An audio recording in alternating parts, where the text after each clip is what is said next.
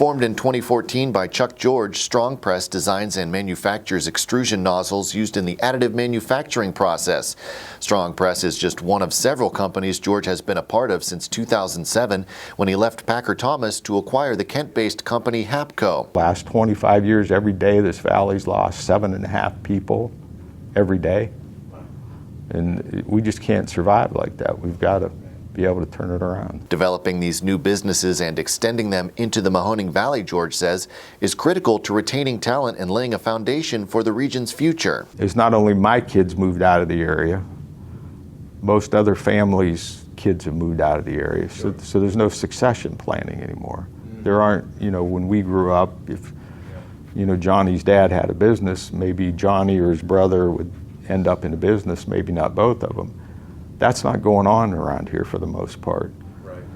So what we are trying to do, and this will be a template if we can be successful, is find these businesses and then either recruit somebody from outside of the area that perhaps has ties into this area, or hire somebody from the area who may be younger that appears to have a good career path. George serves on the YSU Board of Trustees and has taken special interest in the university's Excellence Training Center in downtown Youngstown. Among the more recent projects George has in mind is potentially developing a 100,000 square foot spec building on property in Warren.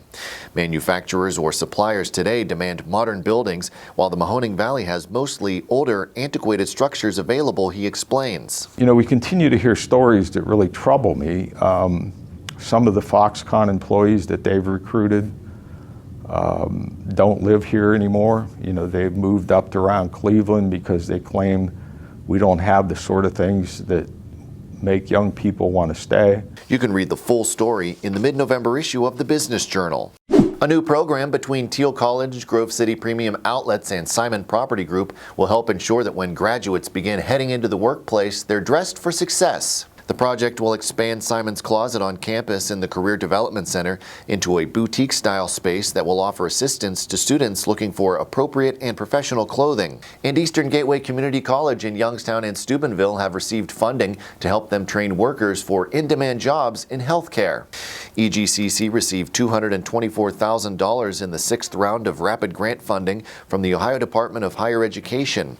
The Youngstown campus is partnering with Youngstown State University to improve the local workforce in the fields of nursing, medical assisting, radiology, and respiratory therapy. And that is all for this week's Brain Gain Brief. For more Brain Gain news, click Brain Gain under the Workforce Development tab at businessjournaldaily.com. Thank you very much for watching. I'm Mike Moliterno. Brain Gain is sponsored by Farmers National Bank and the Mahoning Valley Manufacturers Coalition.